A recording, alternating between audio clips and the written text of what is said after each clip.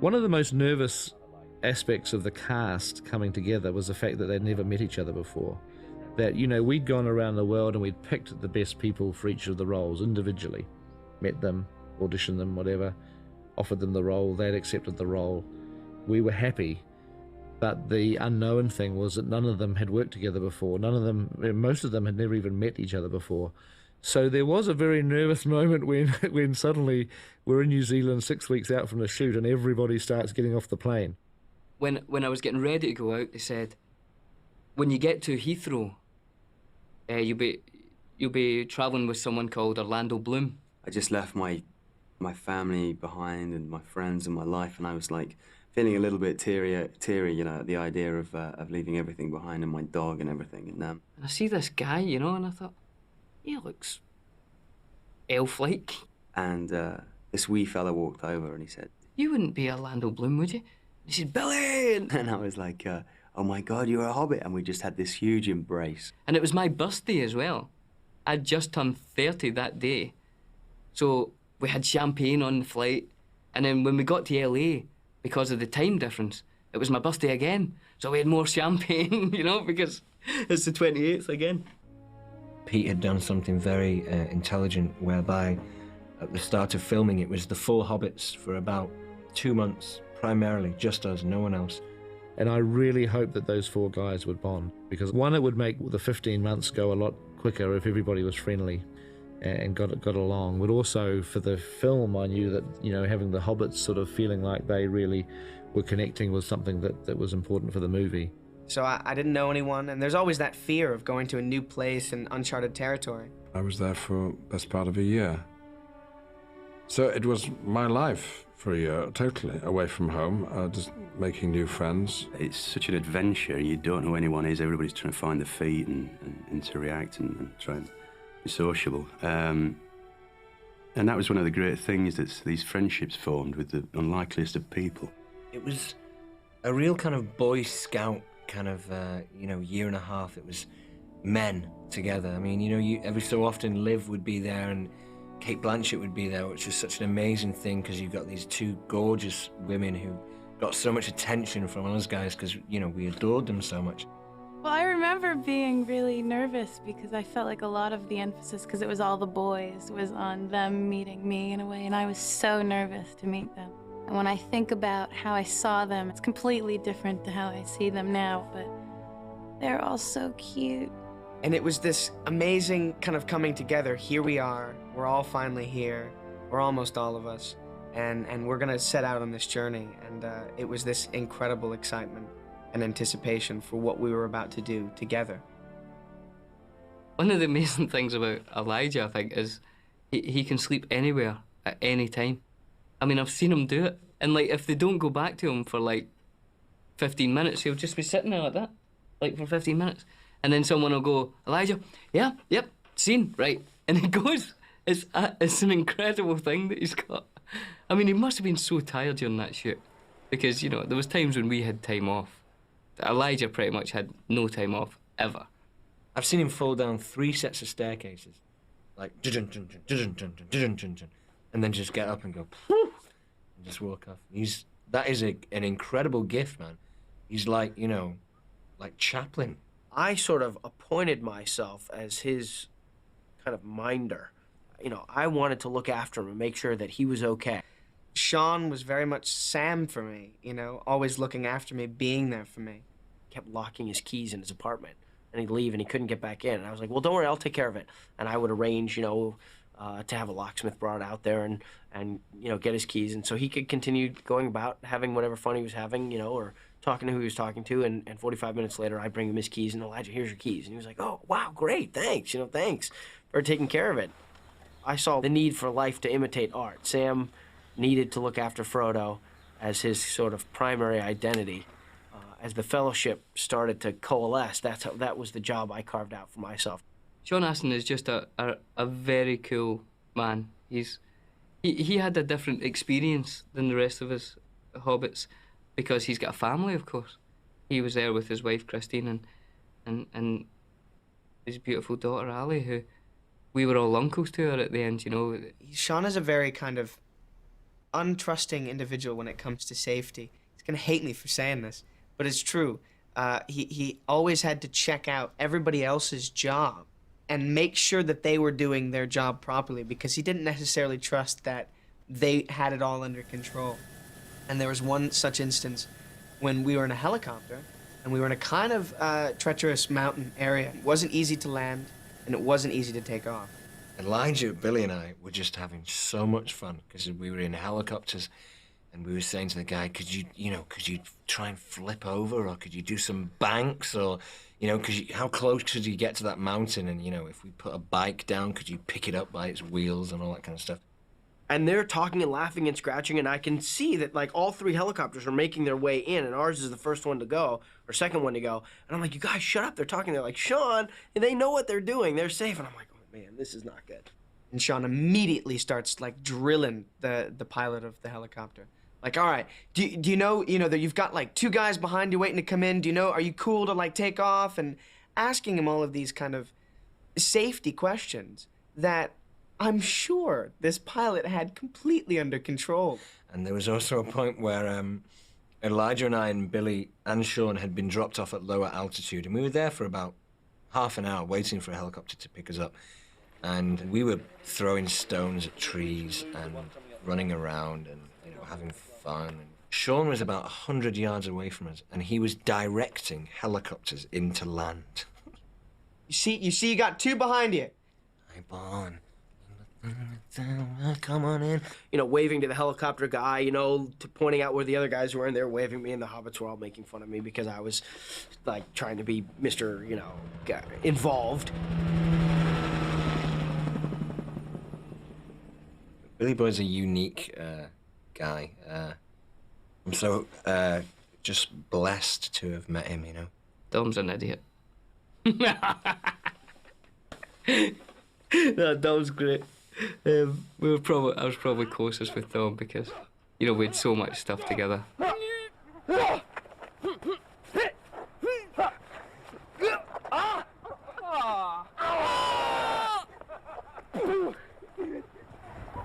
Done and done.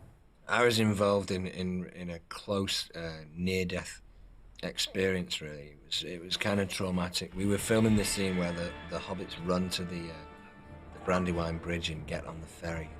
And we were rehearsing, running very fast as we could down this wooden bridge, and then jumping onto the ferry. And then in one of the times, as we ran down to get to the ferry, Dom got a wooden splinter through his foot. An amazingly tough splinter, I think probably made of titanium. You think somebody cut his leg off? The sweat was pouring off him. Like every time I put pressure on my foot, it was just an excruciating pain, like going up my foot. I thought he was going to pass out at one point, and everybody thought it was something really, really kind of serious. And I was saying to all the boys, I was saying to Elijah and Sean and Billy, I said, you've got to come over and see them take this splinter out, because it's going to be a whopper. It's going to be like this big, and I'm going to get it framed. And they take out this tiny splinter, and I was like, I cannot believe you made that fuss over that splinter. I kept it. I kept the splinter. Still got it. So after that, whenever like Dom did something, he'd start sweating. If anything happened, I'd say, Splinter, are you okay? And he'd be like, "Rrr." We had a hiccup in the casting process because another actor had been cast in the role of Aragorn, and we just came to a realization that we had cast the role a little too young. It caused us a lot of headaches because we were now shooting the film. We couldn't stop shooting it, and we only had a very limited number of days that we could shoot without the character of Aragorn. I got a phone call at home saying, do you want to get on a plane tomorrow to go to New Zealand? And I said, for what? And then they said, the Lord of the Rings. I knew that this was a very, very important conversation, that he'd never met me before. He didn't know who I was. I'd never met him. He'd never been to New Zealand before. He hadn't read the Lord of the Rings. I just said, well, can I think about it for a minute? He said, well, not very long, but you have till this afternoon. And we somehow had to try to persuade him to take this role because we thought he would be really great, and we badly wanted him now in this movie. We were in a real bind. And I hung up the phone, and my son was with me there. He says, what was that about? Was that Lord of the Rings? I said, yeah, they're making a movie out of it. And he knew this story. You know, I didn't. And I know that the person we really have to thank for persuading Viggo was his son, Henry.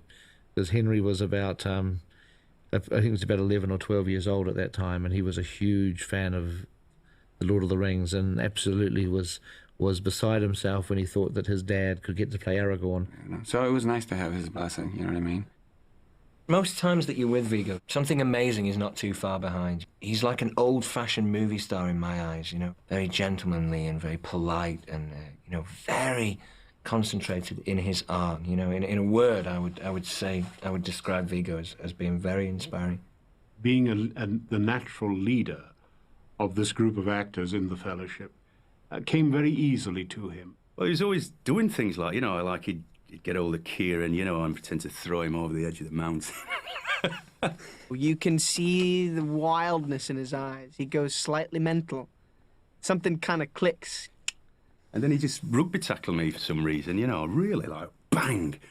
God, I wondered what had hit me, you know, and what are you doing, you know?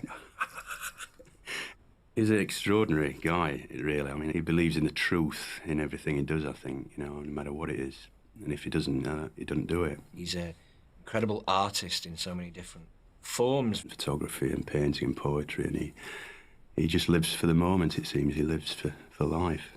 Viggo is an incredible photographer, and he took a lot of photographs throughout the whole time. And, you know, you sit at your little makeup station and there's a mirror in front of you, and he just, from the beginning, day one, started to, you know, make a collage all around the outsides of the mirror. And by the end of the shoot, there was no mirror left. They were overlapping. It was full of pictures, and then it became another layer and another layer. It's all the way up on the ceiling and wrapping around behind and trickling onto our mirrors. And he was thinking of, like, you know, buying the bus and taking it with him, because it was such a brilliant collage of memories and moments.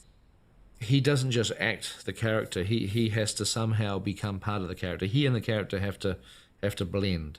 And Viggo, I think, saw his sword as being the key into his character. And as a result, he didn't really want to go anywhere without his sword. I know there were restaurants he'd go and eat in at the end of a day shooting, where he'd carry his sword and he'd put it by the table as he was eating. He wouldn't drive anywhere in his car without the sword being in the back seat. That was on the way out of a Sunday rehearsal. When I was walking out of the gym, all sort of sweaty, with half in street clothes and half in Aragorn clothes, you know, waving the sword around, trying to keep a mental picture of what we'd just done, sort of, I guess, walking down the street, down to where my car was parked on a Sunday afternoon. Waving the sword around and looking like, you know, this sort of desperate Rasputin character to them, probably.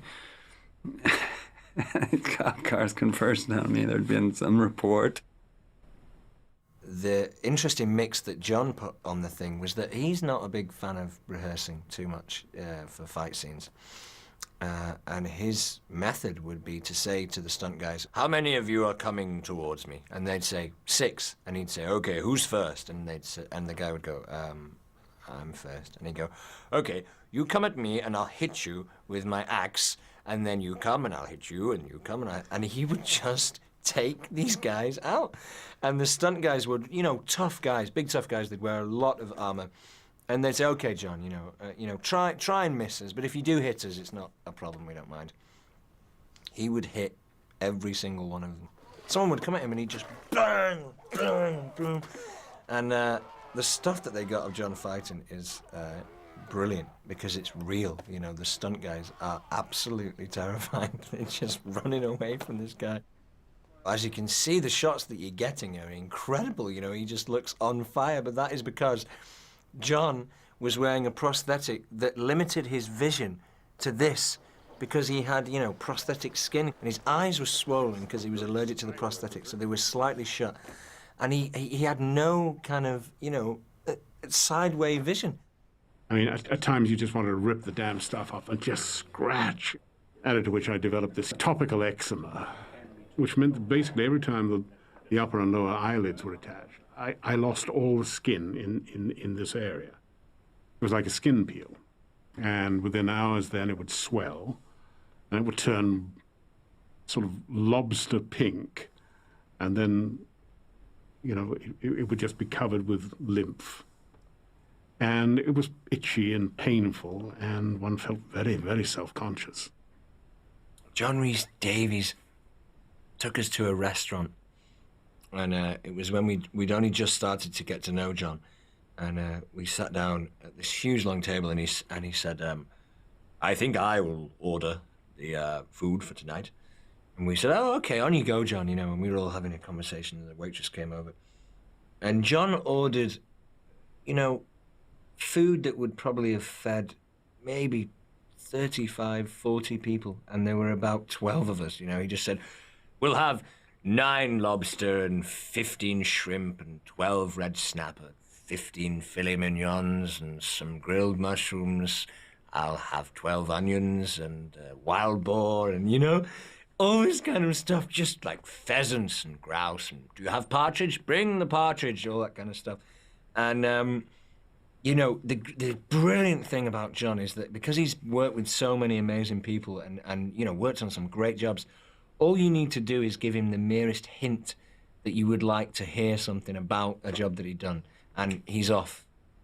One of the training regimes that we set up for our actors when they first arrived in New Zealand was boat handling skills, and I think that most of their training revolved around trying to make each other sink. It grieves me to talk about this because in a boat situation when there is an elf and there is a dwarf in a training boat, and the boat capsizes, let us say that the blame was placed on the dwarf. He's a huge guy, man. He's 3 times the size of me, and his weight was just like, he just needed to like a tiny little moment of the weight, and we were lost.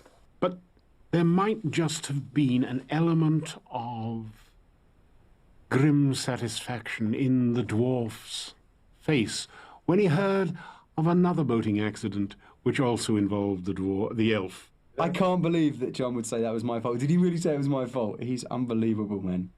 I wasn't very good at the canoes, really. I mean, I could never sort of get that sense to put it over that way, to do a left and all that lot, and I just kept getting lost and having to be towed back in. And Orlando was quite good. He'd practiced a lot more than I had, and he was like, sort of, you know, very graceful and... So any time I could give his canoe a little knock with my oar, I would do, you know. So he's been sent round the wrong way. And say action, he's like, "I can't. It's Bean. He's put my boat in the wrong direction." I love Orly. I mean, I would pick on him a lot just because I could. I had this thing I refused to drive when we were there because it was on the left side, and I'm a little dyslexic, and I was just terrified. So Orlando lived really close to me, and I would make him drive me around everywhere. We would spend a lot of time together, and I guess I wanted to watch over him, and, you know, it was his first movie, and that could really mess with some people's heads, going from being a student in film school to being one of the stars of such an enormous film. And so I always took a lot of notice of just what he was doing and how he, not how he was acting or anything, but in his personal life. Orlando was no more selfish than any of us, but he wasn't always as clever at disguising it as the rest of us, because he's not that experienced, so that if he wanted something, he sort of came out and asked for it. Wiser birds go round the corner and whisper and sidle and to achieve the same effect. So sometimes the old lion had to push down the young cub, but not really, only in fun, because he's such an open guy, and his enthusiasm was so shared by us all. He's a lively guy, and but he's a really good guy, got a good heart. And but we're very different in some ways. I'm from up north, he's from down south, and I call him a southern softy, and he calls me a northern bastard. Sean Bean, he was a real brother in arms, story-wise, but also actor to actor and man to man. He was a most valuable ally to me. We were doing the sort of scene where I die, and Viggo's sat, you know, laid over me, and talking to me. And we sort of did all my shots before lunch, and then we just said like this, all right, that's lunch. We come back to the death scene later. And then we came back after lunch and shot this, all the coverage on Vigo. So it was quite strange that, because you still, you just break off and have some potatoes and some food and stuff like that, and you go back for your death scene again and die again. Ian McKellen, when Ian arrived in New Zealand, I showed him a videotape I had with some interviews with Tolkien, and then obviously he got some of those audio tapes that you can get. And Ian based his performance of Gandalf on Tolkien. I mean, he was impersonating Tolkien. It was looking at myself in the mirror as Gandalf, adjusting the stoop of the shoulders, and in doing that, feeling the voice deepen and getting raspier and a little more precise than perhaps my own is. And really, in a sense, Tolkien does have, he does have a part in our movie, interpreted through Ian McKellen's performance of Gandalf. Ian shared our trailer. So if you can imagine the 4 hobbits in a trailer with Ian McKellen. I was sort of partitioned off. I don't know why. Perhaps it was thought that Gandalf wouldn't want to talk to lesser beings. There was an entrance at this end of the bus and an entrance at that end of the bus. And when Ian was in the chair, we always used the other entrance out of respect. But I was rather grateful of having a rather, albeit flimsy, partition, because Elijah Wood in particular, and Dominic Monaghan liked to play music quite loudly early in the morning, and it wasn't always music that was to my taste. So that became kind of difficult. You'd kind of hear him sort of in the back of the trailer at one point, just in protesting and some sort of, you can't really figure out what he's saying, but just protesting. But there was no tension because of it. He's a very amusing man. Great sense of humour, and a very nice man. It's an awful phrase, really, to say that somebody's nice. But when I say nice, I mean he's a very decent person. He's a very fine actor, and he was tremendously supportive, as far as I was concerned, encouraging and a constant companion, you might say. It's my first opportunity to play with Ian McKellen, whom I've met, but I've never actually worked. I mean, people automatically assume that, you know everybody in Britain. But we've never worked together. And that has been a tremendous joy for me, because he's the most generous of actors. And he works in a way that I like, which is a sort of ensemble way of thinking. In other words, he's not frightened of suggesting things to me and vice versa. And that way, we can combine and work out a scene together. Ian is a master actor. He has a technique or an approach to film acting which hadn't occurred to me before, in that each time he spoke the lines, it was a slightly different Bilbo that I was working with and reacting to. Because Ian's approach is to willfully make each take different. And so he provided what he called a kaleidoscope of Bilbo for Peter Jackson to eventually look through and shake into whatever configuration he wanted. One of the great things about Christopher Lee is that he is a huge Tolkien fan. Probably one of the biggest Tolkien fans that I've ever met. He's read Lord of the Rings every year. He reads it once a year and has done so for decades. He actually met Professor Tolkien once. I never had to really talk to him about who and what Saruman was. He just absolutely knows his character inside out, and said to me something very sweet, that it was fulfilling a lifelong ambition of his to be involved in a film of Lord of the Rings, because he has been reading it for so long and waiting for the day that a film would be made, and dreaming that he might possibly be involved in it. I think I've always rather underestimated Christopher Lee because of the films that he's made, and he'd be the first to say that not all of them are of the highest quality. I certainly haven't seen them all. It's more than 200, isn't it? But I have always been impressed by his physical and vocal authority, and I think he was very well cast. Meeting Christopher Lee and watching him work on this character was a wonderful experience for me. I mean, I went on, I didn't have days off, but I would run from my set to watch what he was doing sometimes. having to come in and do Saruman and like go 0 to 60 now, boom, and you get a quarter mile and that's all you get, and you better make us believe it. He knows so much about these stories, about this book, and cares so much about it that he is like an emissary, you know, from the mists, like the ghost of Tolkien on the set. The famous phrase, Ashnas Gurbatuluk, Ashnas Grimpatul, Ashnas Thrakatuluk, Akburzamishi Kimpatul. One ring to rule them all.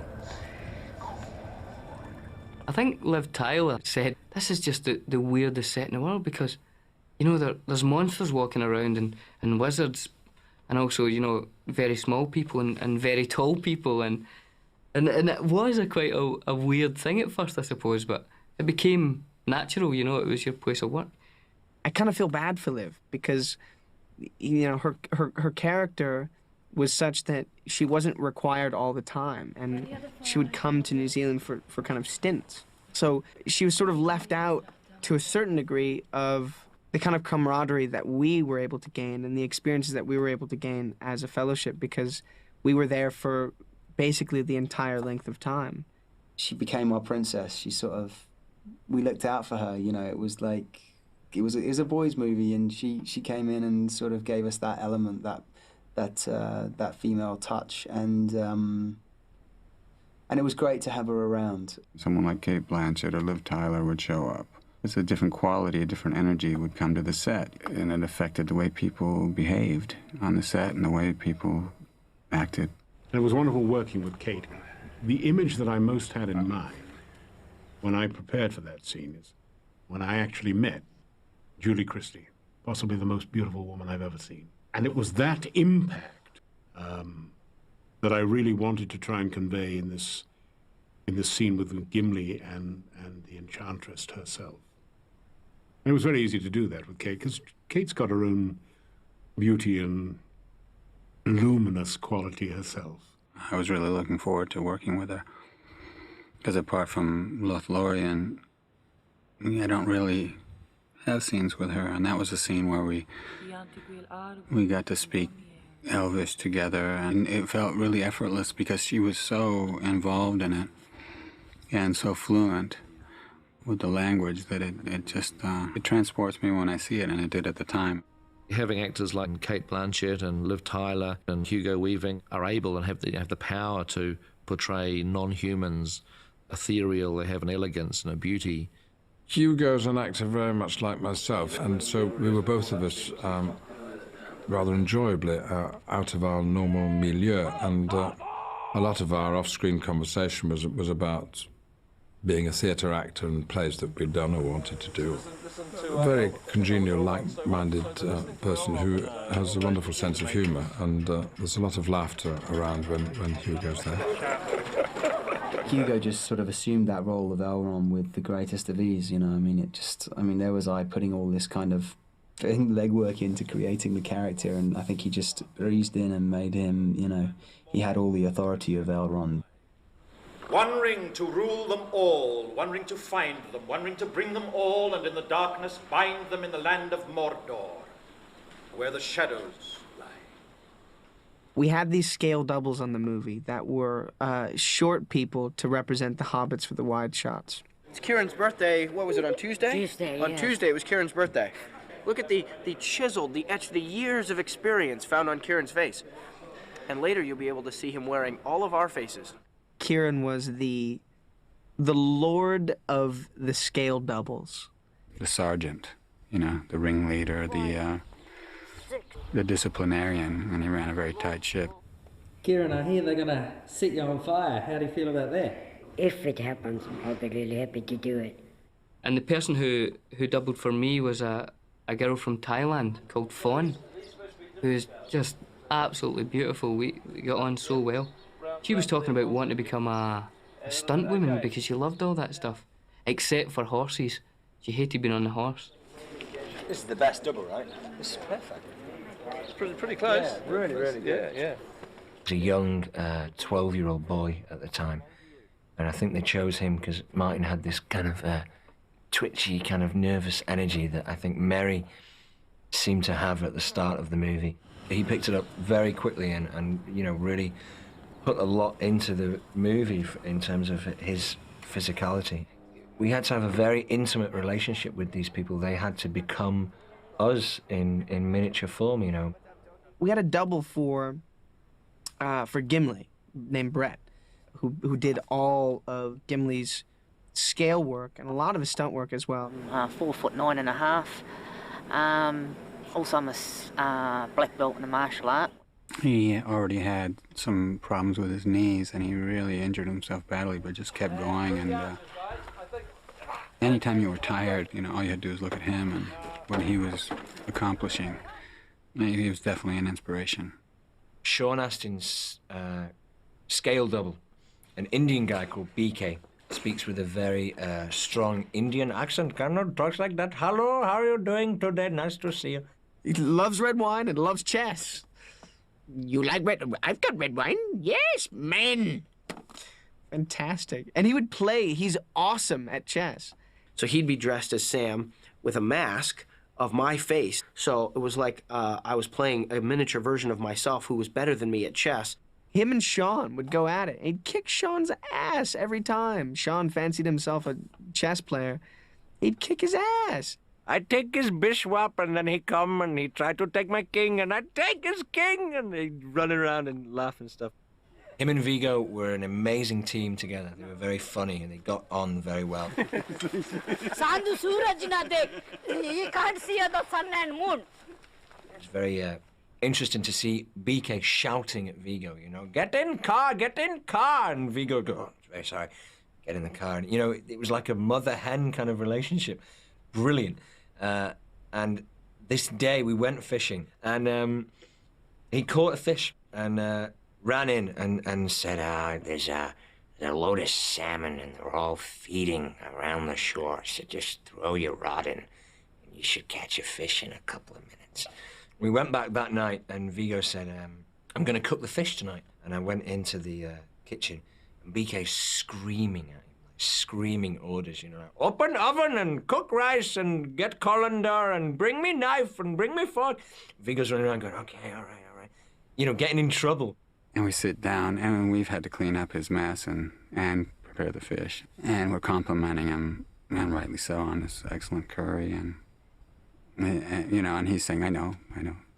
Yes, it was quite good. And like that. And then I said, what do you think of the fish? And he says, it's okay. You know, like... And then I said, well, you don't like it? And he says, it's not how I would have made it. And I said, well, how would you have made it? I would have made fish curry. I said, well, of course.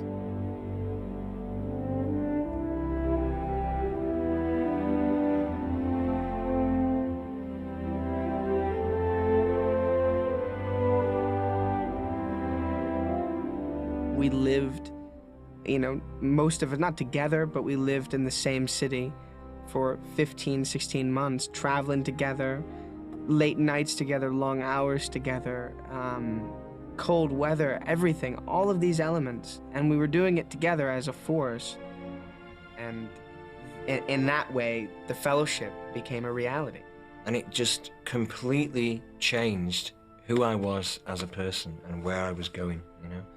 And simply for that fact alone, it's been the most rewarding thing that's happened in my life. You get to, you know, see and touch and smell and feel the energy of at least 100 people, but more like 800 people over the course of 15 months in a way that, you know, in most of human life, you don't have that kind of closeness with people. You know, people got crabby, there were bad days and stuff for everybody and bad periods, but there was always a kind of a support system, you know? Mostly unspoken, it was just there. Lifelong friends. There's not one member of the Fellowship that I don't think I'll know for the rest of my life. Those friendships that are so important to the story as well were a reality, and a reality because of what we had to go through together. This is the biggest low-budget film being made anywhere in the world at this time. It's the biggest low-budget film being made in the Wellington area. In the Wellington area. It's the biggest low-budget film being made in the history of the planet.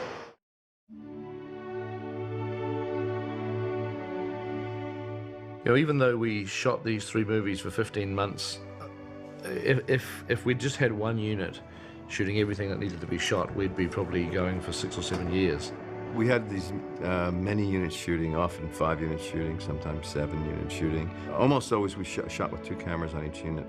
It was fairly high speed. I mean, Peter's one of those classic sort of people that his capacity to absorb a lot of information I find really amazing. So he's one of those sort of people that can work several shoots at once. 1A was the main unit and the other unit was called 1B. And then it became apparent that even those 2 units were not going to get through this amount of footage, so we created a second unit, which was directed by John Mahaffey. And eventually, as we went along, we realised that the second unit were not going to get through everything that they needed to get through either. So we created a second unit, which was directed by Jeff Murphy. Pete made it very clear that he couldn't be everywhere that he would like to be at every one time, but the people that were there in his place were ideal. They were the perfect people to be there. And Pete trusted them intrinsically, so we did the same.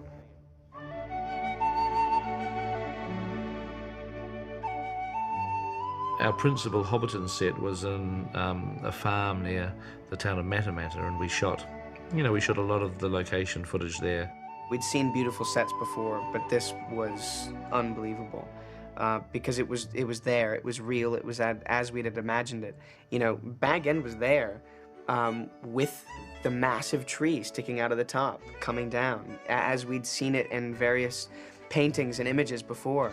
It was exactly how we'd imagined it. Hobbiton was an exceptional location, except that it was extremely difficult to access. All the roads were really paths. It was a very fragile landscape, and yet we basically still had to come in with fairly sizable technology. It just required more physical labour to actually work the location. Today we're keeping the chimneys up and running. There's 47 chimneys in the location, which all have particular secret little ingredient smoke pots in them to keep them up and running. So it looks like there's a little bit of activity happening in the buildings. So, and Maha to you too. Philosophically, as far as what we wanted to do with Hobbiton, since it was the opening of the film, we basically wanted to start off with sort of a very idyllic place, which is very, expressive of a simple lifestyle, a rural lifestyle, where people are actually very much in touch with nature. And I just wanted to make everyone feel like that it was like a holiday destination. People would love to want to go there. When you're walking throughout the Shire, you could see what an enviable existence it was for the hobbits. It's excellent. Everything is absolutely a joy to be here. It's fun. It's something totally different. I think I would have paid money to be a hobbit, but no, it's been great.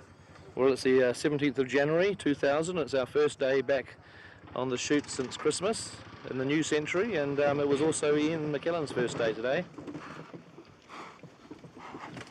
You're late. A wizard is never late, Frodo Baggins. Nor is he early. He arrives precisely when he means to. And it felt like coming home, and that was a good feeling for me, because Gandalf was returning back to an area of Middle-earth that he loved and respected. No, thank you. We don't want any visitors, well-wishers, or distant relations. So what about very old friends? Of course, once Gandalf walks inside Bag End, then you're into a studio. You're no longer at Matamata, you're several hundred miles away, and you're in a small, confined studio. Often we filmed in 2 different scale sets. So Bag End was built, for example, in a large-size scale for Ian Holm to appear in, and a small scale, the Hobbit-size scale, for Ian McKellen to walk through. And in the smaller one, I, as a normal-sized person, could look enormous, because everything in Bag End was small.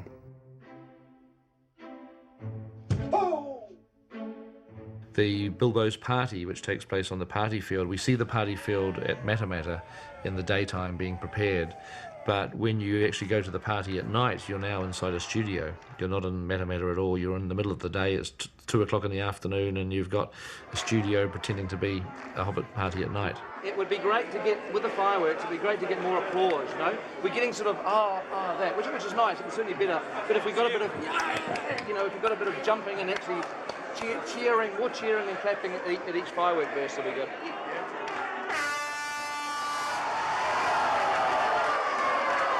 It was great because they had all these extras as hobbits, you know, and this party scene was when they did that, the dance, and something that a lot of people might not have noticed is I play in the band, the Hobbit band. I'm up there with my Hobbit ukulele, whatever it may be. Bilbo's going to tell a story just like at story time, so we need you guys to be sitting on the mat, just like you do at story time. And who wants to see some butterflies? Jump up and down, jump up and down. And 1 and 2 and 3 and... I remember Pete saying to us, this is the real time where you are hobbits, where you behave as hobbits. There's no ulterior motive. You don't know about this mission yet. You're not worried about anything. You're just embracing who you are as young hobbits, you know. So we really just went to town at that point and had some fun. And I remember the day where the firework blows up in our face. As soon as it goes bang, you've just got to let it go, okay? So Peter said to us that when we're holding the firework, it will be lifted up by a piece of string, and there'll be like a... I didn't know. Whoosh! That was your idea. To just kind of scare us and let the cameraman know when the cut is going to happen for the real explosion. But Billy, being this kind of slightly feminine character that he is, was really quite scared by it and made this girly kind of woo shriek, which I barely got through the take on. You're supposed to stick it in the ground. Where's in the ground? Outside. That was your idea.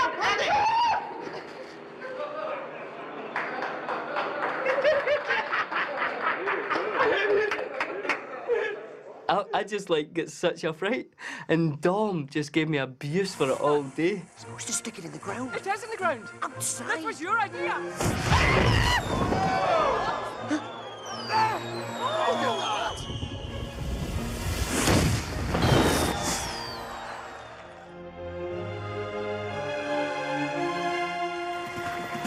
You know, we've been shooting for about 4 months now, and we finally get to start to do things with the villains.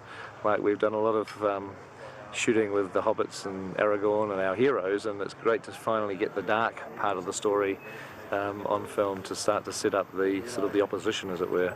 You're putting the pieces together and you're realising that this is... Yes, I've been saying all the time to myself, and for his ring to the sun now. Ruins. Yeah. Almost to myself. Almost to yourself. Might be quite nice. Well, it's obviously a big thrill to work with someone like Christopher Lee, who's a bit of a icon, and I mean, I haven't mentioned it to him at this stage, but I've been a big fan of his, obviously, most of my life, and watching Hammer horror double features when I was a kid, and you know, it's just sort of fun and a little bit unbelievable to finally be working with someone like that and having them on the set and directing them, and you know, it's a big thrill. Now, my first day in the garden, remember, we got to take 10, which is very unusual with me. I don't say that in an immodest way. I mean, there just isn't time in most films. I mean, 10, 11, 12. Surely we got that right. But it was Peter who wanted that line up, that line down, that word, that way, and those words, that way, or whatever. He waited until he got it. And it took a lot of takes sometimes. Well, we got used to it and realized that was the way he worked. No problem. I remember saying to Ian, I'm getting a bit worried about this, you know, because I think they got to take 11 or 12 or something, and I think I got it right. Oh, he said, you don't have to worry about that. I had 24 takes the other day, and it was only a couple of lines. Why don't I say, just to complicate it, say your line again. The 9 have left Minas Morgul. They have crossed the ice. The 9? The 9? The interior of Orsank was, as far as I was concerned, papers, dust, and the sunlight coming through stained glass, a mess. And then leading out from that, the more imposing, dark inner sanctum with Saruman's large chair, like a throne. To persuade raised up above the very shiny black surface of the floor. It was a place like no other. I'd never been in a room like that. It didn't remind me of anything, and I just thought, oh, I see, this is where Saruman thrives and plots. And so that was a very evocative and helpful set.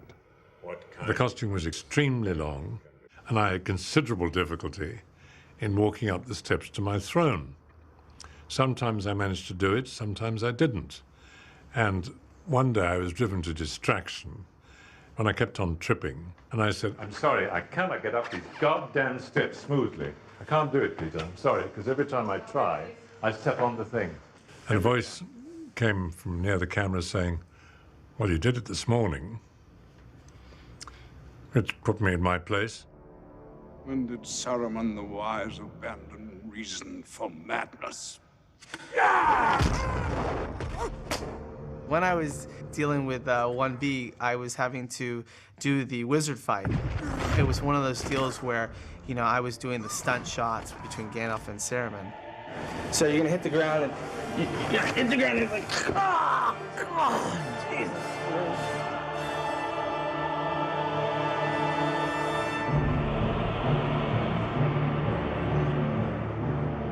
The stunts were superbly well done.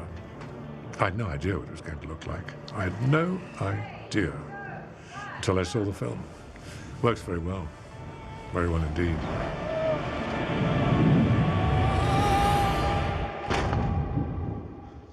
Second unit's first day was actually at night, and it was the moment with the trees being ripped out at Isengard.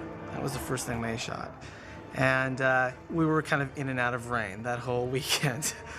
And that kind of became the mantra for second unit. It rained for about 2 weeks, and so this whole scene was shot in pouring rain in the middle of the night on beautiful green grass, which turned into about 8 inches of slimy mud within an hour of starting. And it just added another dimension to the whole the look of it. It just added a huge, wonderful shininess, muddiness, grungy, sort of real element that no one could have imagined, really.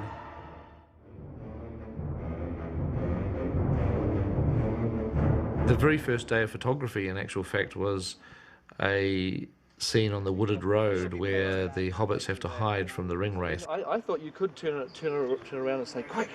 You know, Quick, yeah. Just quick, quick. Rather than go to some remote place in the country to film this woodland, obviously there's many wonderful woods in New Zealand. You know, there's actually a park in the middle of the city that it's called Mount Victoria, and it's a wooded park land. It's only 5 minutes drive from the studio, and we thought, well, you know, why travel down to the South Island, or, you know, when we can actually just shoot this on our doorstep. We're going into standby mode then, thank you, ladies and gentlemen. Say one more time, all mobile phones had better be off or they'll end up in the ocean. And your radios off if they're open, please. No excuses. You know, Cara Cunningham, for me, our first assistant director, you know, she's one of those people that you can't imagine getting through the movies without. She has a great aesthetic understanding of what you're trying to achieve.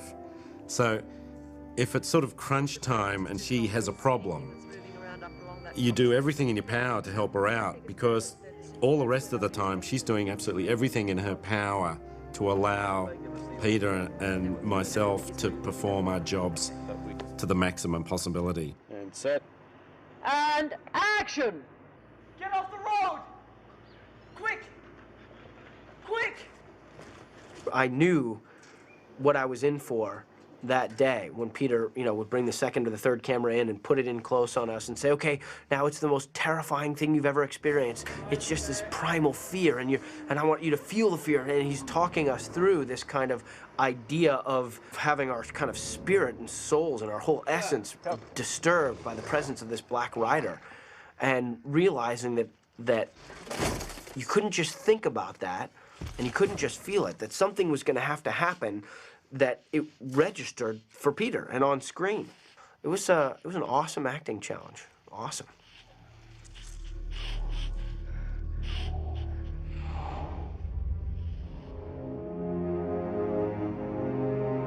The town of Bree was one of the very first sets that we shot in, towards the end of our first week of shooting.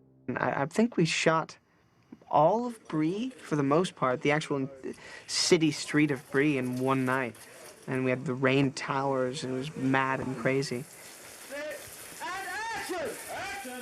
It blew me away that they could take a very small piece of set and sort of build it into the earth and then film it and pan off of it and just trust that digitally the rest of the world would be created beyond that. The Prancing Pony was, like most of the sets, very authentic, really well crafted. It was a place where you step on the soundstage, you walk in the door to the Prancing Pony, and you're there. I mean, it was so well constructed. And then we had these massive tables that we sat at. So it made us look small, like we were too small for the big tables. Big mugs and, big plates. It made us feel smaller, and it kind of made that world more realistic for us. What's that? This, my friend, is a pint. It comes in pints? Oh. I'm getting one.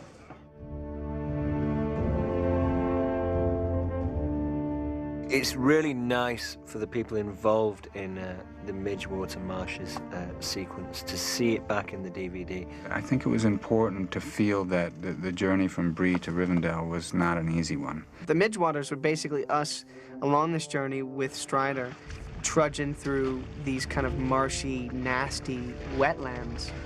It was freezing cold, and our feet were so cold that you just couldn't feel anything. Meanwhile, you've got Pete Jackson like hiding underneath the little trailer, giggling, because he's got his four hobbits and Aragorn, going through this water that stinks, and we're falling over, and Billy fell flat on his back, and it was a rough day. And I remember we all went to the pub that night and were drinking lots of kind of hearty drinks like whiskey and mulled wine and all that kind of stuff, because it just chilled you to your bones,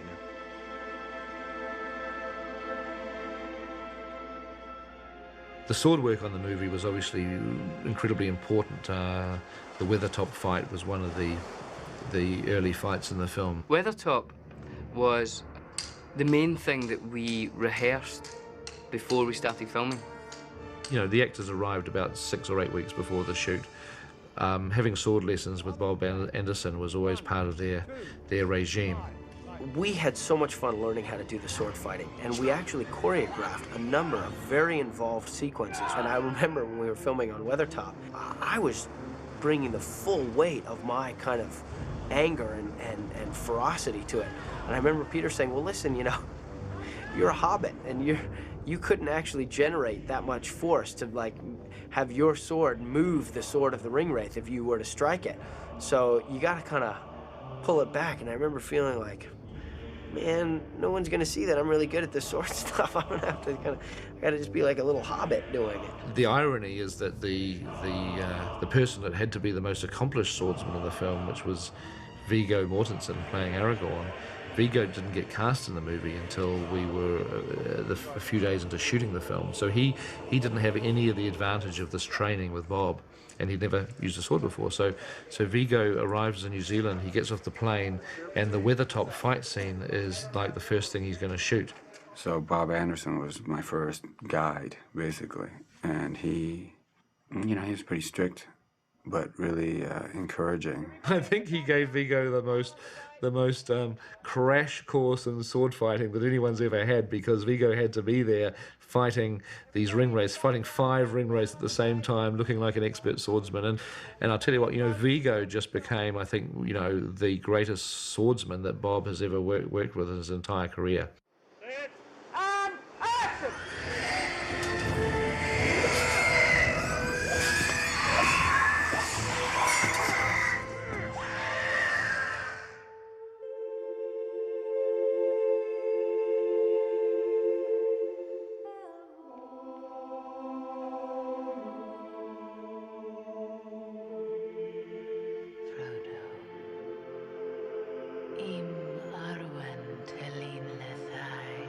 We actually realized that bringing Arwen's voice down to a really low register how that suddenly just made everything work because it showed her depth and her age and her wisdom.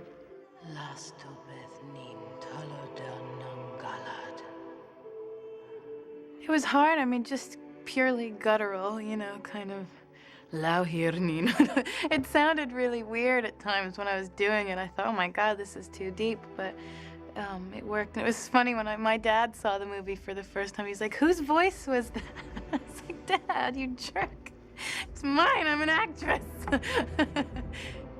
Right hard. Don't look back. Naralim, Asfalov. Naralim.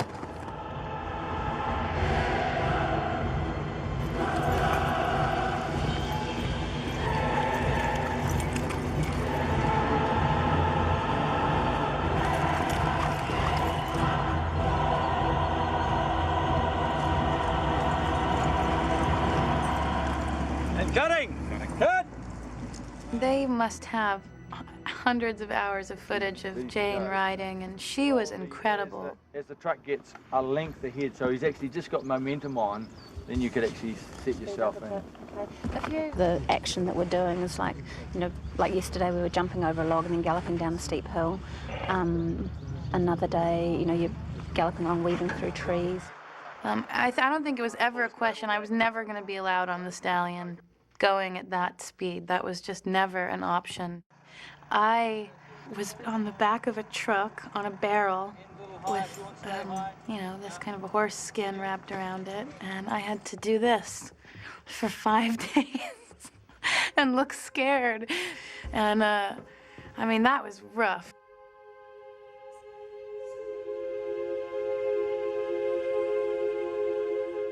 The Rivendell location was primarily built at a park called Kaitoki. We chose it really because it had, you know, quite a closed-in geography, and so that the set that we built would have a sense of drifting off into the forest. So its boundaries were sort of forested, if you like. So, I mean, the elves, that whole concept of being one with the nature was pretty important, and as a result, Peter had the design team, you know, have this kind of indoor-outdoor feel throughout. So we would have outdoor sets, you know, for exterior shooting, as well as sets outdoors for interior shooting. And we mimic that on the stage as well, where we would have, you know, interior sets of Rivendell that still had that outdoor feel. So we'd have trees on the stage, you know, or we'd have like, you know, matte painting backdrops, you know, of rocks and whatnot in the distance. But the thing is, I mean, in the end, you still basically, what you do is you look at, you know, you just try and sort of remember the qualities of natural light that are in the environment, or the sort of qualities you want to achieve. And then you go into the studio, and now you're basically trying to achieve those qualities, except that you have to do it artificially. The reason we built Elrond's council chamber inside was we had to be able to control the environment completely, so it wasn't something we could really shoot out at Kaitoki. You know, we were literally sitting in a circle of actors like Ian McKellen, Hugo Weaving, Viggo Mortensen, Sean Bean, John Rhys Davies, you know, Elijah was there, and, you know, it was just like I was looking around, I was sitting there thinking, whoa, this is a real lineup of some greats. Sauron himself forged the One Ring. Molten gold is mixed with his own blood. It contains his life force. The Council of Elrond is a long scene in the book, much shorter in the film, but it did take a long time to shoot. It dominates most of my memory because the council scene took about, my God, I think it took the better half of like 5 days. We spent a lot of time there because we had to sort of cover it from more or less every angle. You see all the characters all in a circle. So we had to shoot it from everybody's point of view. And so by the end, I mean, I think we all knew each other's lines because we'd heard them that many times. It was probably the longest sequence in the movie, which is kind of shocking because I think that there are scenes that seem a little bit more complicated than that. But just pure scenes, that was one of the longest. You shall be the Fellowship of the Ring. Right. Where are we going?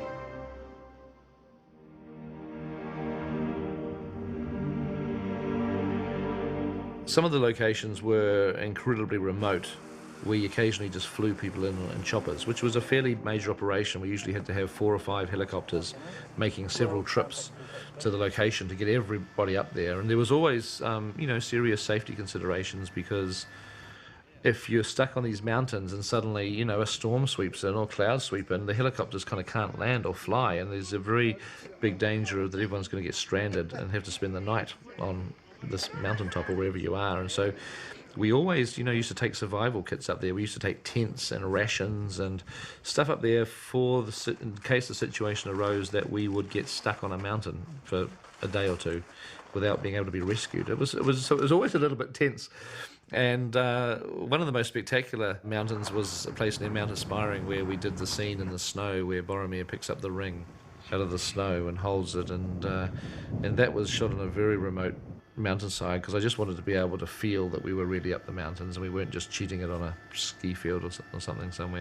I think it took 10 or 15 minutes to get there, and I remember we flew through cloud, which freaked me out, couldn't see anything.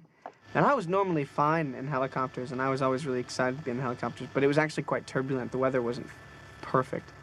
And all the other guys were great. They were filming it, and Dominic and Billy and Orlando saying, "Oh man, this is amazing." And I was sort of gripping the seat, just thinking, when are we going to get there? I was worried when we got there, all Sean would be able to think about, or would be thinking about for the rest of the day, was, I have to ride back, And I thought, man, it's a crucial scene, and he has a moment with the ring. It's a very important moment for the Fellowship, and he really did well. I thought that was one of his outstanding moments in the movie. It is a strange fate that we should suffer so much fear and doubt over so small a thing. Afterwards, I said, when we were getting ready to go, and I said, were you thinking about the fact that we would have to ride back again in the helicopter? Were you thinking about it? He says, all the time, the whole time. I said, man, I don't know how you did it, but you really nailed it. After this particular journey, he didn't take any more helicopter rides. He just said, that's it. I'll walk, I'll swim, I'll crawl, I'll do whatever it takes. I'll walk all night to get there by morning, but I'm not taking any more helicopter rides.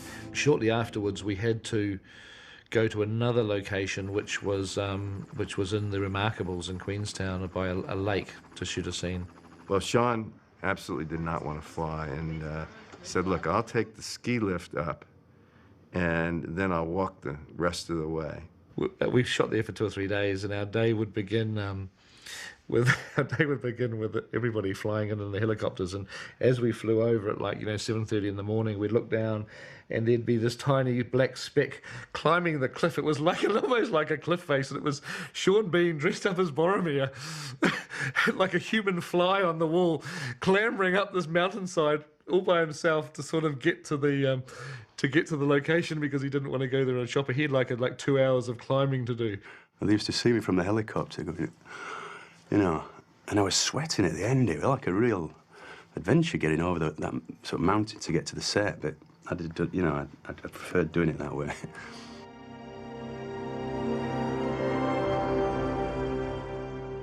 The scene of the Fellowship and the Avalanche was very difficult to shoot. I actually didn't shoot much of that. That was directed by John Mahaffey. It was shot in a stage with this fake snow. The simulated snow is a rice-based product. To taste, it was kind of salty or something. It was kind of like almost like sawdust, salty sort of sawdust or something. It was horrible. It gets into your eyes. It affects your eyes more than anything else. He will actually leave Gandalf and go behind him.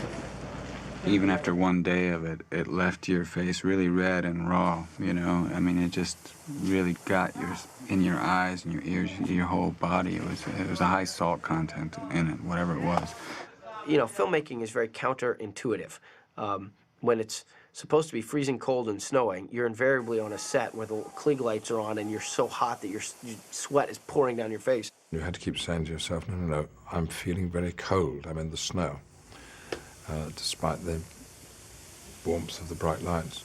However, uncomfortable is what it must be to be in an avalanche, and so in the end it's probably an aid to believability.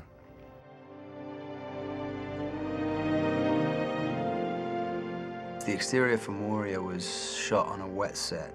It was shot in a car park right by a railway station, which is really funny when you think about it, because, you know, it looks so convincing as the outside of a lake. But that was good. It was worth doing one more. We will do one more. That was very nice. Thank you, broom people. Hey, Orlando? Yeah? Just be careful turning, because it looks a little like if you're turning that far, you'd probably see it. Okay. Being an elf and everything, so probably don't turn quite so much. Okay. It was freezing. The nights that we had to do the exterior stuff there, it was some of the coldest nights I can remember. I remember actually Billy Boyd, I think, was probably the coldest of us all. That evening is the coldest my feet have ever been, to the point that I was almost going to have to say it, like, I can't actually go on. It was like 4 or 5 in the morning, and we'd done this shot quite a few times, and I was becoming really, really uncomfortable. So that's my abiding memory of outside the gates of Moria. We must face the long dark of Moria. When I was walking with the staff in the mines of Moria, which had to have an illuminated bulb on top, that had to be provided with electricity, and it travelled along the wire through a hollow staff out through the bottom, and the wire was hidden under the robes into a battery pack attached to my back. I don't think you were sort of holding it in any particularly. Well, I think you're just using it, you know, just as a torch, basically. Yeah. Brian Bansgrove was our chief lighting technician, or gaffer. DPs like to have a great relationship with their chief lighting technicians or gaffers, and because sometimes, you know, it can get a bit lonely out there. There's not a lot of people that really sort of understand the finer intricacies of light. I basically really appreciated Brian for his eye. It's great when you've got a gaffer on set who actually understands the emotion of what you're trying to do with the light that you've got. And when you do a film that's visually effects laden and you're dealing with CG characters, you often have to act to someone that might not even be there. If you're acting with a cave troll, for example, well, there is no cave troll. As an actor, you just had to believe that they were going to create something spectacular that you were fighting. Peter showed us things, CGI stuff, you know, which gives an idea of what we were fighting. Even though it was thin air, we knew what it would probably look like in the end. And once you get into the rhythm of that, that's fine, you know, you can sort of deal with it, and it just becomes very natural. We'd already faced so many different situations together as a group that it was all right. And there was just a lot more that was invisible, and therefore a lot more make-believe involved in that, shooting that sequence. And then when you see it all put together, it's fantastic because it all makes sense. You know, sometimes somebody's telling you to do something, it seems really weird, and it seems wrong, and it seems, but this is crazy. But you said, trust, you know, trust it, it's going to look good, and it did, you know.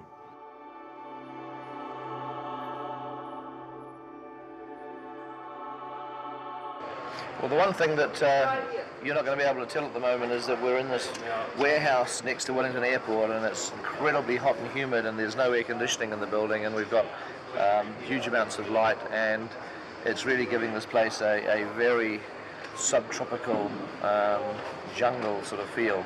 It's freezing in here, Pete. You want a jumper? Yeah, I better get my big woolly jacket and my gloves and my balaclava.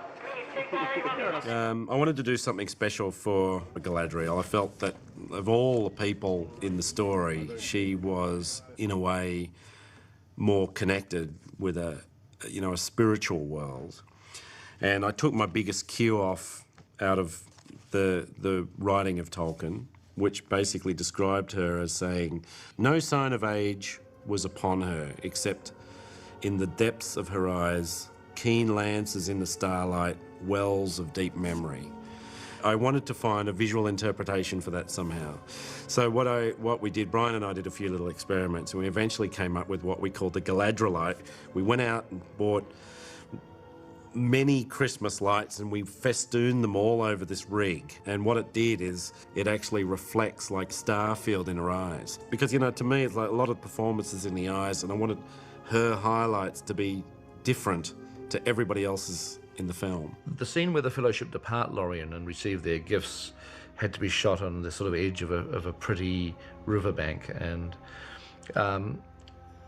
instead of finding a river, we actually found basically a lake, a small lake in a country estate called Fernside. We're just basically pumping a lot of smoke and using the sun and trying to get, God rays and things to make it feel a little bit ethereal, elven, dreamlike, Lothlorien. I had a lot of fun there in that location. They had this huge trunk with huge roots going off into the water, as if they were almost like little docking areas, these huge roots going into the water. So yeah, that was a beautiful location, actually. There was a dreamlike quality to that whole place, with all of the kind of fog that we put through there, and the fact that we as the Fellowship were kind of together in this sequence as well.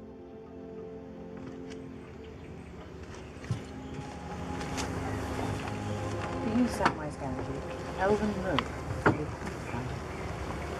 Thank you, my lady. Look, have you run out of those nice shiny daggers? We shot that scene over several days, which I'm really glad has gone back into the extended cut now, because it's quite a nice scene and sort of essential to the story, because the Fellowship are given these gifts which they use in subsequent movies. So I'm glad that we're actually able to let people see that scene now, because it sort of sets things up for the next two films. Technically, the scene was difficult because when you read about it in the book, it's quite enchanting. Gimli says, yes, there is one thing I would have. I would have one hair from your head. And she gives him 3. Now, on the page, that works. But think about it in terms of film. There's the dwarf with his great big gloves on. And there's this elegant, wonderful woman. And what's she going to be doing? She's going to be doing, all right, then you want a hair sort of thing. Oh, damn. Well, there it is. Can you see the hair? There is actually a hair in my hand. All right? Now, she's got to fish out 3 anyway. All right? So now, what does she do? She gives this hair to me. What do I do with it? I mean, how do I take it? I mean, do I put it in the glove like that and say, oh, yeah? I mean, it is just too cumbersome to film. What was her gift? I asked her for one hair from her golden head. She gave me 3.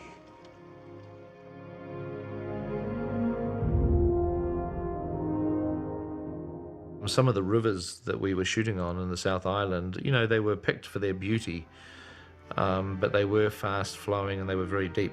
There were currents, and so one of the training regimes that we set up for our actors when they first arrived in New Zealand was boat handling skills, basic like canoe type skills. And I know they had a lot of fun. I think that most of their training, which was done off a wharf in the harbour, revolved around trying to make each other sink. But it did ultimately come in very handy, because usually it wasn't doubles in these boats, it was usually the actors themselves. We only had one mishap that I was aware of, which was shooting the scene where the actors are looking up at the Argonath. And that was a very deep, swift-flowing river.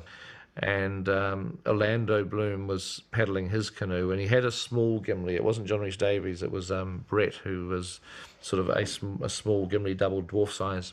Myself and Brett were in this boat, and one of the guys filming grabbed the front of our boat and stopped us because we were going on downstream, and he just stopped us to catch us.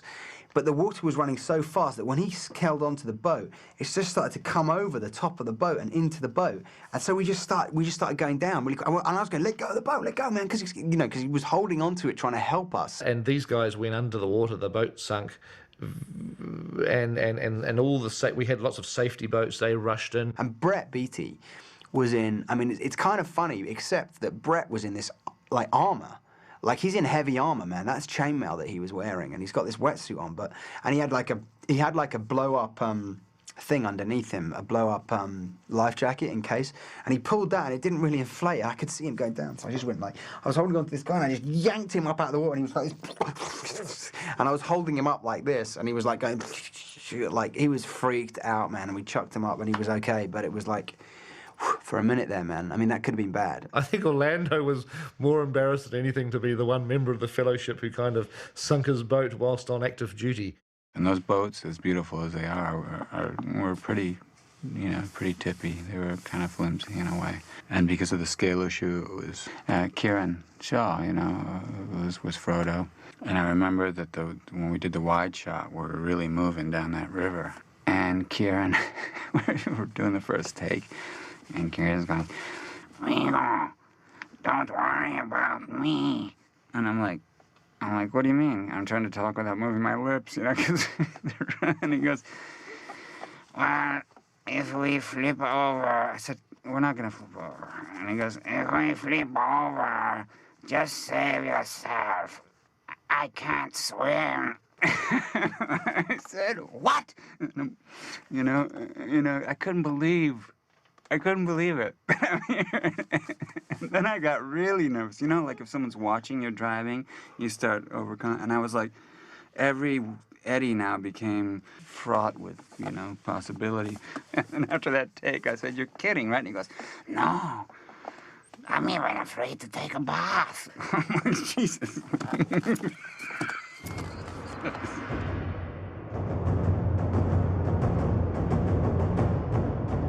Towards the end of 1999, and like 2 or 3 months after we started shooting, we ended up filming our first really big battle scenes, I guess, of the trilogy, and they were the Amon Hen fights at the climax of the Fellowship.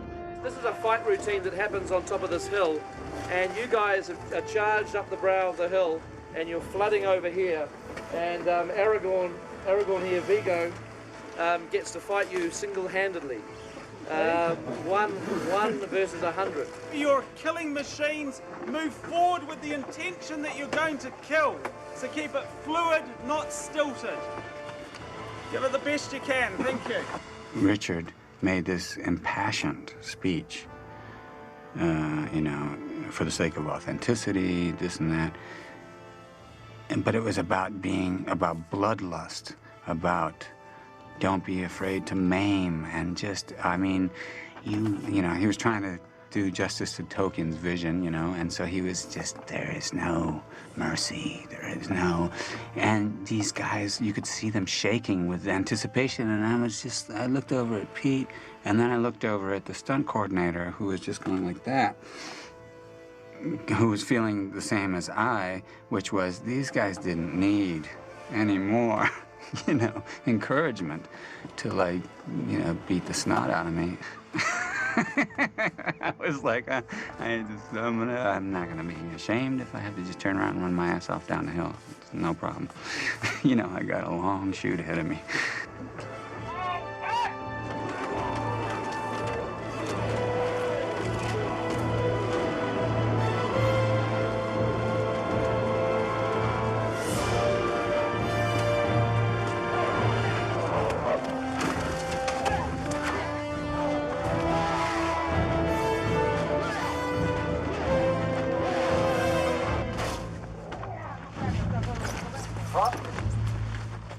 It was blazingly hot. It was like, you know, over 100 degrees, and these poor guys were wearing this, you know, all this leather and fiberglass costumes with rubber masks. Warm in there. Yes, very warm in there. Cheers, guys. Right. Coming. In Now, turn around, yep, turn around. In your stomach. Yep, stomach. There. Gotcha. The great rules of karate are, if you cannot stand, you cannot fight. If you cannot see, you cannot fight. If you cannot breathe, you cannot fight. Sure enough, there I am, my helmet over my eyes like that. And in truth, very, very hard to fight.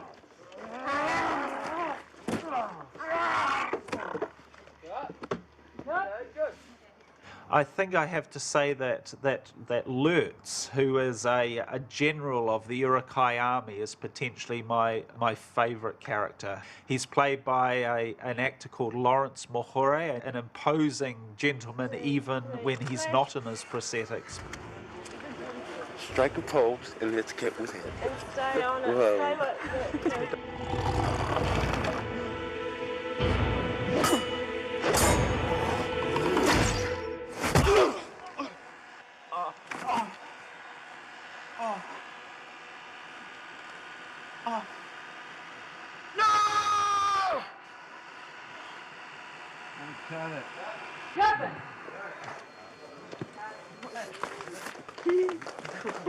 Barry Osborne directed most of the fight between Aragorn and Lurtz. When you're running into that next shot, you really take off.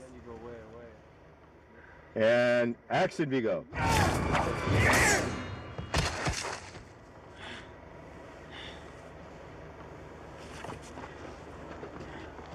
On this movie, I have so much to do that it takes actually quite a lot of effort to be able to do this. And I find myself conflicted. But right now, finishing the movie seems to me to be the most important thing, and helping Peter out in that fashion is appropriate on this film. Okay.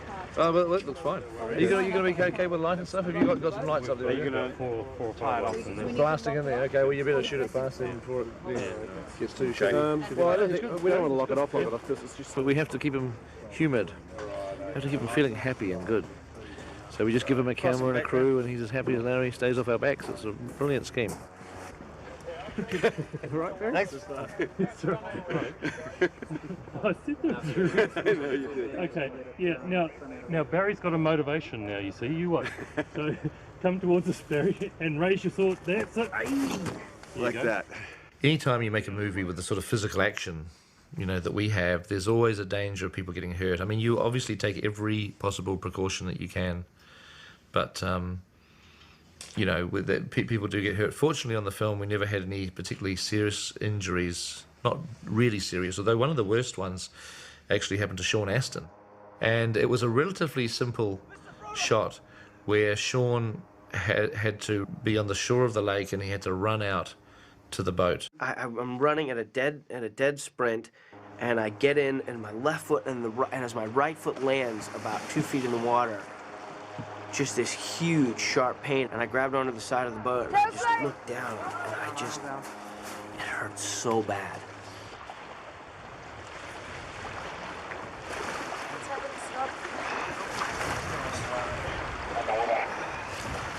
Let's sit him down and have a look at his foot. Mikey, where are you? Let's sit him down and have a look at his foot. You want to sit on the bench or do you want to sit on a chair? His foot had virtually been completely impaled on this shard of glass. When they took the prosthetic off, it was a big, old, deep gash in the foot. I mean, it was a substantial cut. Doing the same action again. Oh my God! The lady that run over the top. It's a lot of blood, so man. Mike will get a It's a lot of blood. Probably gonna need a bit. We could dry it off. There was this sort of globular thing, this mass that came out of the slit in his foot, that I was fascinated with. Master Frodo can play with my clots anytime he wants to. I'm fascinated by his blood clot. We were a good hour, an hour and a half's drive out of Te Anau. It was a long way. It was quite remote. We called for a chopper to come in because we knew we needed to get him to a hospital very, very quickly because there was a lot of bleeding. So the helicopter guy came out, and we jumped in, and it was Jacques Cousteau's pilot, the guy who had flown Jacques Cousteau around on some of his expeditions, which I thought was really cool. It's a magic project because it made everyone so passionate, but like when I walk away from it, it's not only the creation of the film, it's the people who created it is what is the experience that I love. There was an awful lot of love involved in making this film, and it spread out from Peter Jackson, who was typical of his other Kiwis. Dedication and love are all mixed together. It was made with love, it was made with great care and commitment, and I do genuinely think that spirit has made its way onto the screen. And that in a way, to me, is what the real heart of the Fellowship of the Ring is. It goes beyond the heart of Tolkien's book and something of this incredible spirit that was used making it has made its way onto the finished film.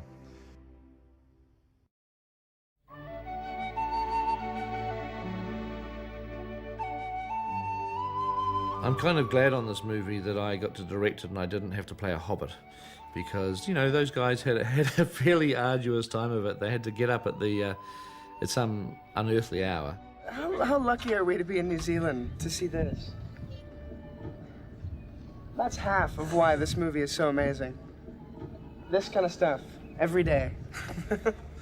My day would start within the 5 o'clock hour, every day, for the most part. It's sometimes 4:30. That was lovely. The Hobbits would always start early because we had the prosthetics in the morning. Our makeup took mostly about 2 hours. Glue was painted to the bottom of your feet. Then you would slide into these prosthetic feet. They would then hair dry glue around the seams of your feet and paint them with airbrushes and paintbrushes. Standing up at 5 in the morning, and the whole time we're begging to sit down, but they don't let us. They couldn't sit and have their feet glued on because the way that their ankles would sort of be bent in the wrong position. So they had to literally just stand up when I'm sure they'd rather be in bed. We have to be really honest and say that when the days that we don't have feet, we're really excited. Because A, that means we have a later call, and B, we don't have to stand up for an hour and a half. I don't think my wife knows as much about my feet as Sean Foote. And isn't that ironic that Sean's last name is Foote? F-O-O-T-E, Sean Foote. O-E? No E. No E. I want to put an E on there because it's just too weird that your last name is Foote and that you work on my foot. My foots. No E. So the prosthetics would be put on, and that would be an interesting time in the morning. It was always kind of it was our time to be with each other. We went through phases as well. There was the kind of reading phase where we'd all be reading and we wouldn't talk. Then other times we'd be really into music and the CD would be blaring and everything would be up, you know, just different kind of moods that everybody went through. Every morning I'd bring a book about this big. Pick about 3 CDs to listen to because I'm here for so bloody long. And then we'd go on to the makeup chair, get our wig and our ears put on.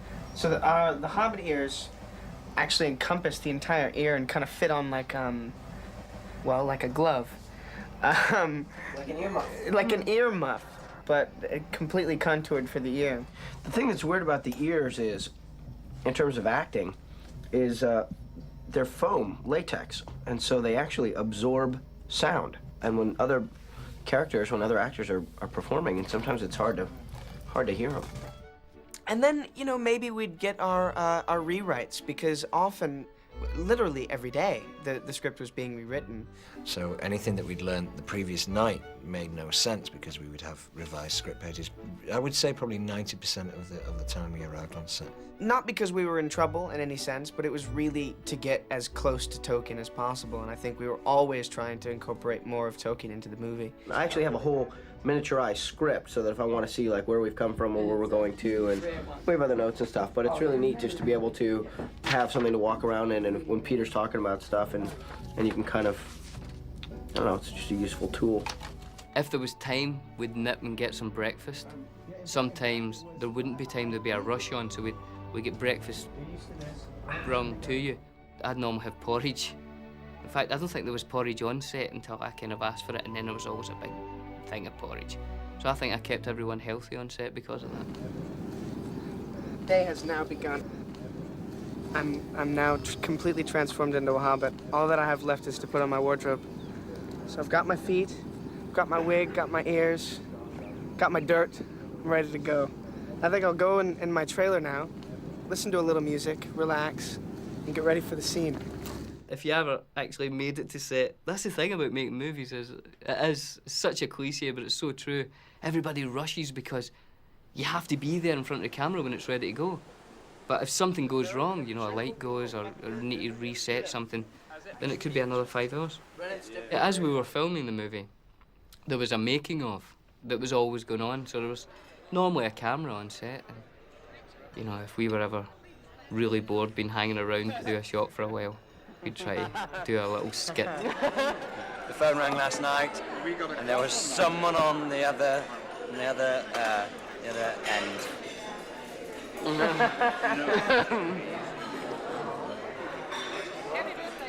It is that thing where you get so used to each other's company and so comfortable with each other that some of the things that you're getting up to keep yourself entertained just start to become a little bit off-center. So this Elijah guy, you know this Elijah Wood guy? Yeah. Have you spoken to him? Yeah, a couple of times. I was speaking to him today, and he's just been a real idiot.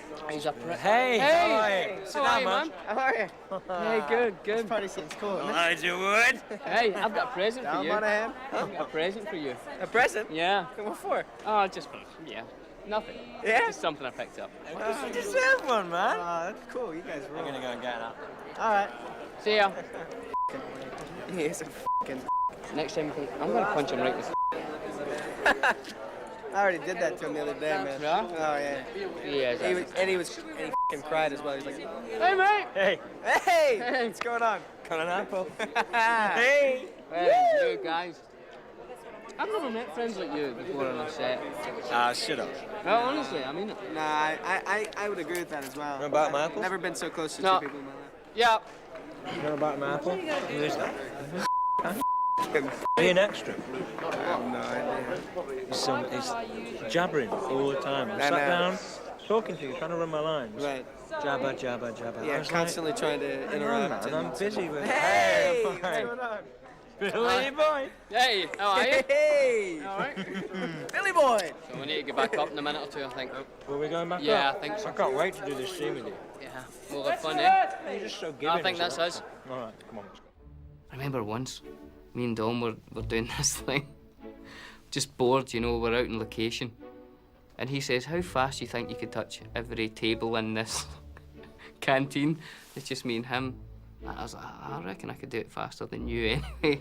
The game that Billy played more than anything was to watch me run around and touch the tables and then to forget to have started the stopwatch and just watch me get more tired, you know, and the time's going longer and longer and just laughing and giggling to himself. And then I go to do it. And as I'm running around, my foot comes off, you know, and flies off. I'm not going hell wetter that my foot's come off. And just at that, they say, okay, you're needed on set. And I've got this foot, you know, it's going to take like half an hour to put on. You just feel like an idiot. Of course, the biggest crime I could commit as a director was to have their feet glued on, but then, because of the angles I was shooting that day, to somehow not see the feet. Sean Astin in particular kept a running tally, and by the time he was finished, a 274-day shoot, he could tell me exactly how many days he'd had his feet glued on and they weren't photographed. 50 separate days. We got to 50 that we had the feet applied when they weren't actually even seen on camera. In terms of the actual work itself, Peter would wait until we were all sort of present and he'd sort of talk us through things. And then we'll, then it's down, and then Billy says, oh, look, Mary, it's Frodo. Hobbits are small. They tend to be about 4 feet tall. 3'6" is kind of the average height of a hobbit. Obviously, we're not that size, so there was an interesting logistical issue with making us that size. And it wasn't one trick. There were a variety of things that we did to accomplish that final goal of the size difference between the hobbits and the rest of the characters. We had scale doubles, for one, and we, as the hobbits, had to direct them, which is interesting. So come up, run, and then just sort of, you know, maybe plant your foot out there and just sort of settle yourself down with that as a bit of a, you know, the little tiny details that made up kind of a simple performance for us. We had to kind of work them out with the scale doubles. And that was required of us pretty much every day. Brilliant. Thank you, Kieran. The most complicated things were probably false perspective, whereby if I were to be doing a scene with Ian McKellen, he would be in the foreground of the shot so that he would just look bigger, you know, because he'd be closer to the lens, and I would be back from the shot, but we would make out that we were level with each other. Amazingly simple in the sense that it is literally just one person in the foreground, one person in the background. Elijah will be, we'll look at the eyes, Elijah will be roughly down here. He's not directly opposite you, he's a bit lower, a bit further down the tunnel. He's over here. But also logistically for us as actors, that posed the problem of eyeline. From the hand of Sauron himself. No, don't look at me. Sauron himself. Because we couldn't look at each other during the two shots, which is a weird thing because you rely so much on the other actor's eyes when you're acting. It's important to have that connection, and we didn't have that connection for those kind of shots. And then there was also blue screen. Here we go, and action! And that was incredibly complicated, and I was really nervous because I was like, this feels really weird. I'm walking on, you know, a blue mat, and there's blue around me, and there's no reference at all to remind me of the place that I'm supposed to be. Did it look all right? Yeah, you can use a little bit of width down here. Down here. Once you're down the step, There's a scene with Gandalf and Frodo in Bag End when Frodo gets up from the table and says, you know, we'll hide the ring and no one will ever find it. And suddenly I had to kind of remember my marks, hit a mark at a specific place at a specific time so that it matched the timing of the shot that they got with Ian. No one knows it's here, do they?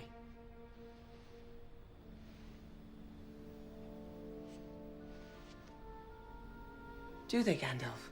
Probably the most frustrating thing for me was working on my knees. this is probably, I mean, the configuration with Billy and Dom is not quite right because Frodo had a clear access through.